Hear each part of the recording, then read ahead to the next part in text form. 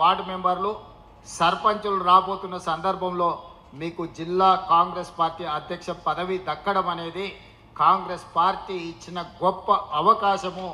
ఇది మీ అందరినీ మనస్ఫూర్తిగా నేను అభినందిస్తున్నాను. ఈనాడు మేము మనమందరం కలిసి ప్రభుత్వం అమలు చేస్తున్న సంక్షేమ పథకాలను ప్రతి ఇంటికి చేర్చాలి. ప్రభుత్వం రచిస్తున్న అభివృద్ధి ప్రణాళికలను ప్రతి వేదిక మీద మనము చర్చకు పెట్టాలి. ఈరోజు సంక్షేమానికి సంబంధిస్తే రేషన్ కార్డులు కావచ్చు, సన్న బియ్యం కావచ్చు, ఇందిరమ్మ ఇండ్లు కావచ్చు, 200 యూనిట్లు ఉచిత కరెంటు కావచ్చు, రైతు రుణమాఫీ కావచ్చు, రైతు భరోసా కావచ్చు, 65,000 ప్రభుత్వ ఉద్యోగ నియామకాలు కావచ్చు, 500 రూపాయల సిలిండర్ కావచ్చు. అదేవిధంగా ఈరోజు రాష్ట్రంలో ఏ పథకం తీసుకున్నా నిన్నగాక మొన్న మొదలుపెట్టిన ఇందిరమ్మ చీరలు కావచ్చు. ఇందిరమ్మ చీరలకు సంబంధించి మన ఓ అక్క నాకు ఒక మంచి మాట చెప్పింది. అందులో చాలా లాజిక్ నాకు కనిపించింది. మీరందరూ కూడా ఆ విషయం మీద దృష్టి పెట్టాలి. ఆనాడు కేసీఆర్ ఉన్నప్పుడు బతుకమ్మ చీరలు ఇస్తే ఏ అక్కకు చీరిస్తే ఆ అక్క బండబూతులు తెచ్చేది కేసీఆర్ని, కేసీఆర్ కుటుంబాన్ని. ఇంత పనికిమాలిన చీరలు మాకిస్తారా, వాళ్ళు ఇట్లా కట్టుకుంటారా, ఇవి తీసుకెళ్ళి చైన్ల కాడ కాపలాగా పిట్టలు రాకుండా కట్టుకుంటున్నాం, ఇంత పనికిమాలిన చీరిస్తారని ఎంతమందికి కేసీఆర్ బతుకమ్మ చీరలు ఇస్తే అంతమంది కేసీఆర్కు శాపనార్థాలు పెట్టారు. ఇప్పుడు మనం ఇందిరమ్మ చీరలు ఇచ్చినాం. 90% పైగా చీరలు అందినే, 10% రాలేదు.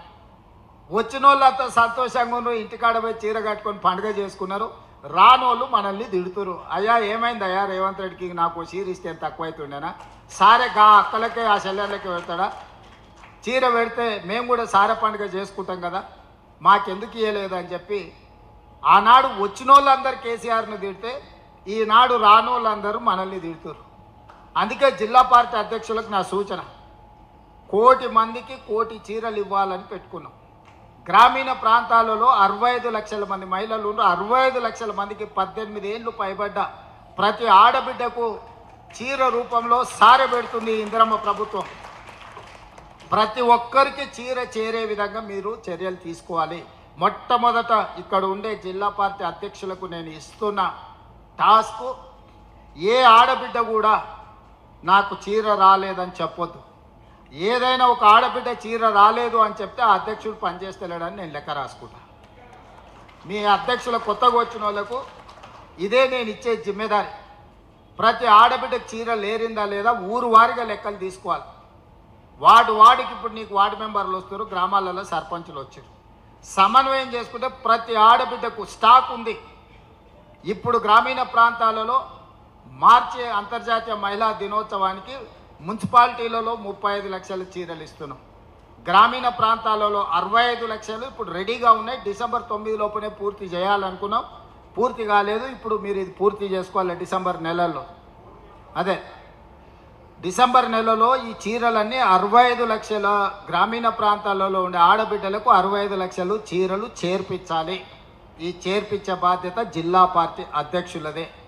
మిగిలిన 35 లక్షల ఆడబిడ్డలకు పట్టణ ప్రాంతాలలో నివసిస్తున్న వాళ్లకు మార్చి నెలలో చీరలు తయారు కాకపోవడం వల్ల 8 నెలలు ఉత్పత్తి చేసే సంస్థలకు ఇస్తే 65 లక్షలు చీరలు ఇచ్చారు మనకు. ఇంకో 3 నెలల్లో 35 లక్షల చీరలు ఇస్తామన్నారు. ఫిబ్రవరి ఆఖరికి మార్చి ఫస్ట్ వీక్లో మనకు చీరలు వస్తాయి. మార్చి నెలలో మిగిలిన ఆడబిడ్డలకు పట్టణ ప్రాంతాలలో 35 లక్షల చీరలు ఇస్తాం. 1,00,00,000 మంది ఆడబిడ్డలకు 1,00,00,000 చీరలు ఇవ్వడమే కాకుండా 1,00,00,000 మంది ఆడబిడ్డలను కోటీశ్వరులను చేయాలని ప్రభుత్వం లక్ష్యంగా పనిచేస్తుంది. దానికి మీరు